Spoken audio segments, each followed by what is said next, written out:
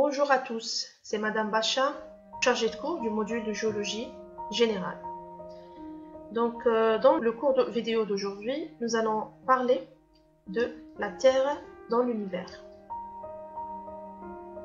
Donc, on va commencer d'abord par la structure de l'univers, puis la structure du système solaire, et on termine ce cours par la description de la planète Terre, ou dit aussi la planète bleue.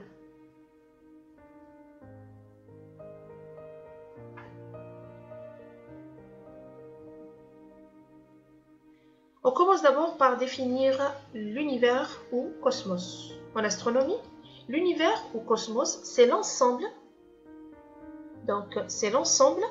de corps et objets naturels qui se trouvent dans le ciel. Donc il s'agit de galaxies, des astres, étoiles, planètes, poussières, des gaz, de matière noire.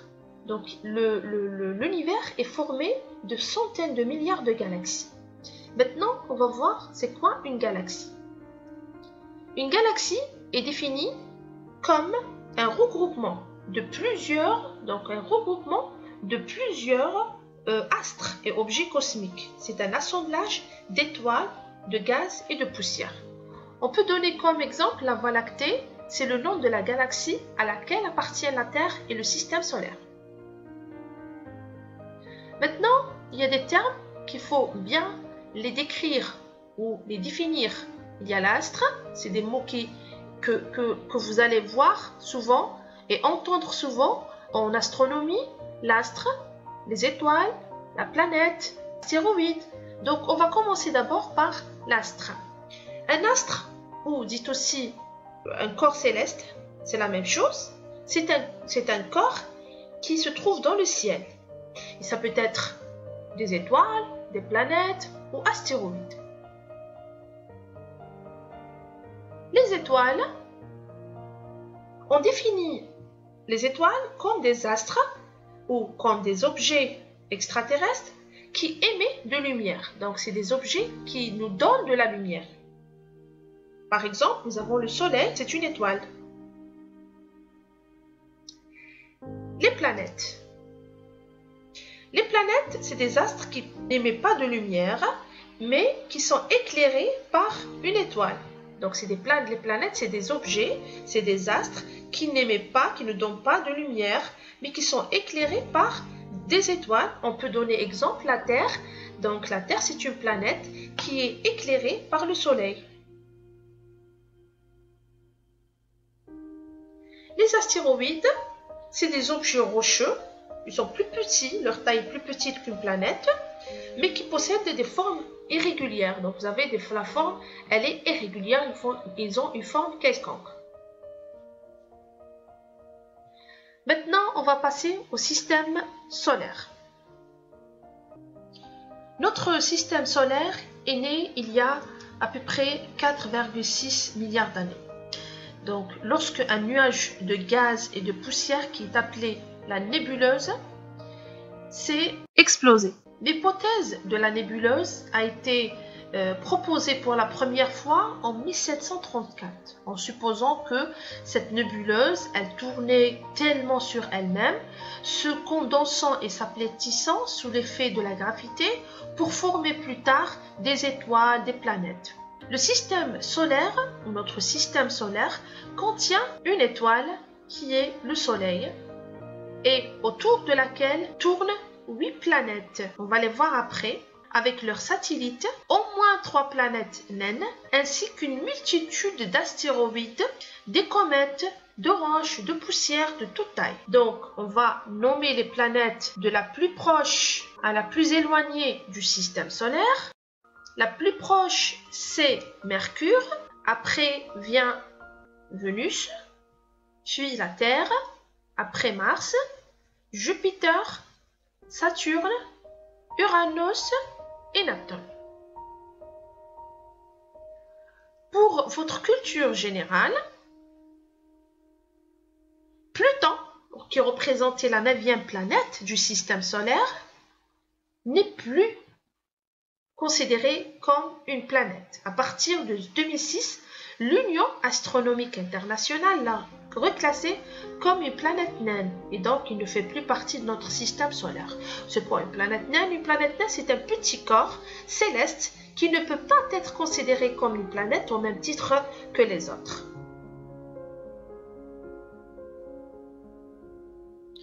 Les planètes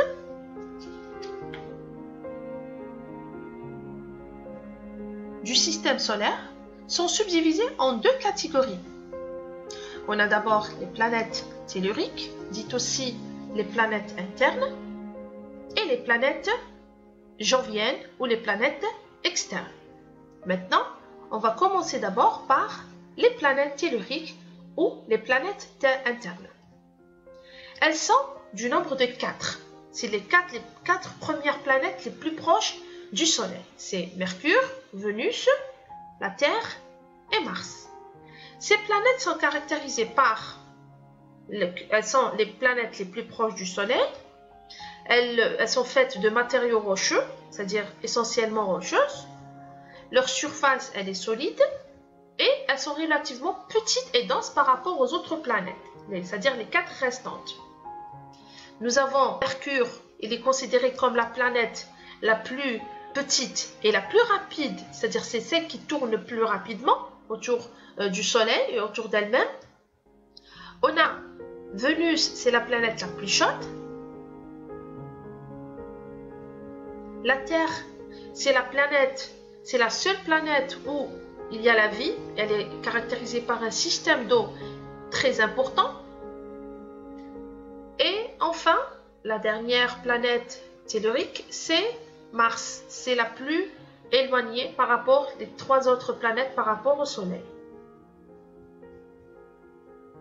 Les planètes joviennes, ou dites aussi les planètes externes ou les planètes géantes, il s'agit des 4 autres planètes restantes du système solaire, c'est-à-dire Jupiter, Saturne, Uranus et Neptune. Donc, Jupiter et Saturne sont dites aussi planètes géantes gazeuses, car elles sont formées essentiellement de gaz. Tandis que Uranus et Neptune, c'est des planètes géantes de glace, c'est-à-dire elles sont formées essentiellement de glace. Les planètes géantes sont marquées par elles sont les plus éloignées du Soleil, elles sont les plus volumineuses, elles possèdent beaucoup de satellites. Maintenant, on va définir c'est quoi une comète. Comète, ou en astronomie, on définit une comète comme un petit corps céleste, c'est-à-dire un objet quelconque de l'univers, constitué d'un noyau de glace. Et lorsqu'il passe près du Soleil, la glace se vaporise et ceci sera accompagné par des poussières, ce qui va former ce qu'on appelle la queue de la comète.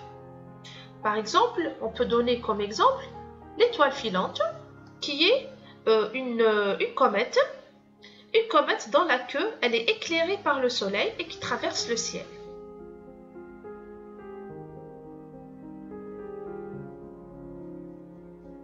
Les météorites.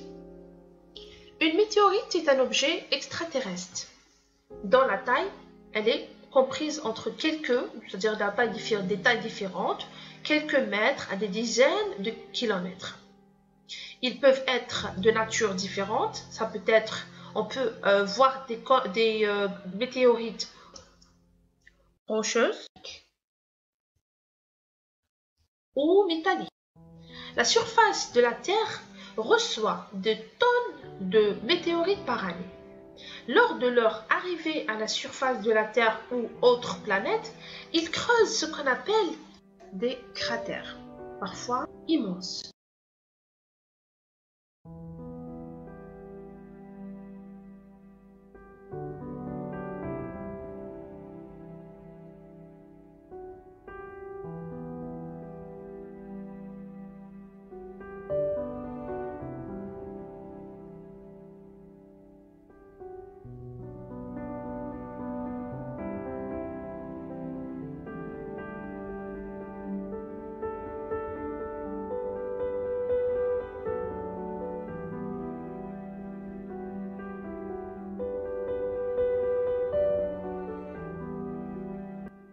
c'est quoi un cratère? Un cratère, c'est une dépression de forme relativement plus ou moins circulaire et qui peut être c'est-à-dire des petits cratères ou des cratères importants selon la taille de la météorite. On peut donner comme exemple les cratères sur la surface de la Lune. C'est des traces, c'est des dépressions creusées sur la surface de la Lune dues à l'arrivée des milliers de météorites sur la surface de la Lune. Maintenant, on arrive à notre planète Terre. Donc, on va décrire et parler de notre planète Terre, qui est la 3e planète du système solaire. C'est un monde qui est couvert principalement d'eau. On a plus de 70% de sa surface totale est couverte d'eau.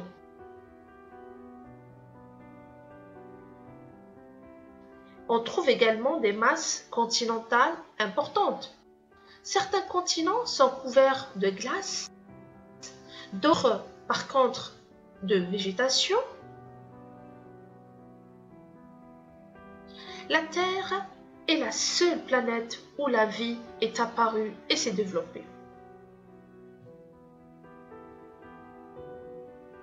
L'âge de la Terre est estimé à peu près à 4,5 milliards d'années, c'est-à-dire à peu près en même temps que la formation du système solaire. Donc, l'hypothèse de formation de la Terre, c'est l'hypothèse la plus connue, c'est celle qu'on appelle la nébuleuse qui tourne sur lui-même sous l'effet de la gravité. Il renferme des particules de fer et de nickel par agglomération, et sous l'effet de force centrifuge, les particules lourdes vont se trouver au cœur du nuage et constituent le noyau de la Terre qu'on verra par la suite. Alors que les particules les plus légères, telles que l'oxygène, le silicium, l'aluminium, ils vont être rejetés vers l'extérieur, c'est-à-dire sur la surface, pour former après ce qu'on appelle les roches de la croûte terrestre. Donc là, nous avons un petit schéma qui représente l'histoire ou l'hypothèse qui explique l'histoire de la formation du globe terrestre. Donc, nous avons d'abord ici la nébuleuse. La nébuleuse, c'est-à-dire ce nuage de gaz et de poussière qui tourne autour de lui. Donc, après, il y a la création ici de petits corps. Après, nous avons la création d'une planète. Cette planète, elle sera après bombardée par des météorites. Après, nous avons ce qu'on appelle des fermentations intenses et un dégazage. Après, nous avons un début de la croissance, un début d'accrétion d'océans ici. Donc, nous avons ici un début d'accrétion, c'est-à-dire une formation d'océans. Après, la croissance des continents.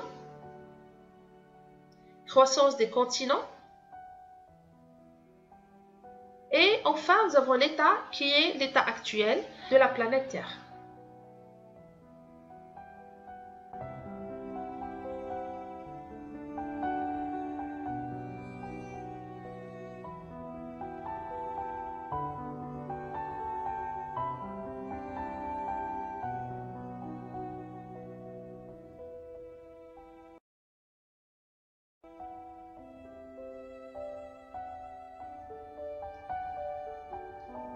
La forme de la surface externe de la Terre et ses dimensions font l'objet d'une science qu'on appelle la géodésie. C'est une science qui s'intéresse spécialement à étudier la forme et la surface externe de la Terre.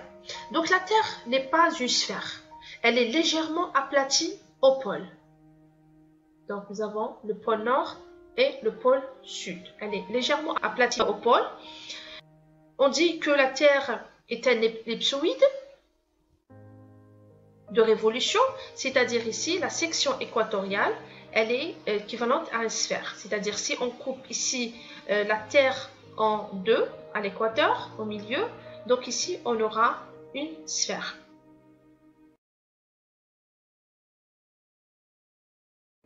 La Terre tourne autour d'un axe de rotation appelé l'axe des pôles.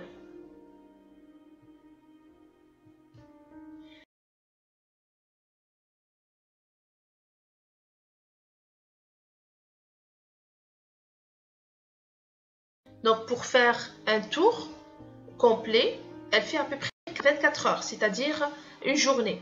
Ce mouvement de rotation, c'est lui qui est responsable de l'alternance entre jour et nuit.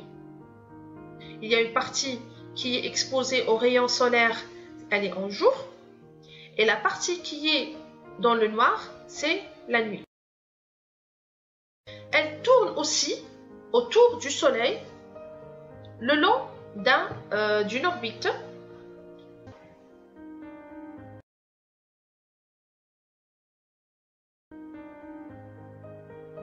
Donc elle tourne autour d'elle et elle fait 24 heures pour faire un seul tour. Et en même temps, elle tourne autour du Soleil. Donc elle tourne autour du Soleil. Et selon une orbite qui est légèrement,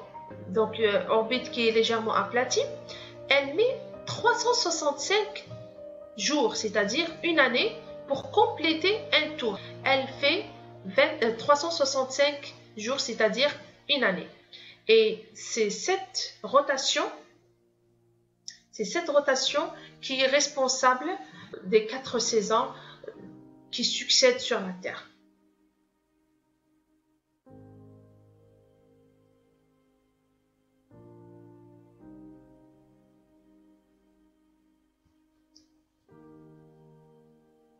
Les dimensions de la Terre, donc ici, juste pour votre culture générale, le rayon équatorial, il est à peu près de 6378 km. Nous avons le rayon polaire, sa superficie, sa masse et sa densité moyenne. Ainsi se termine ce cours vidéo sur la Terre dans l'univers.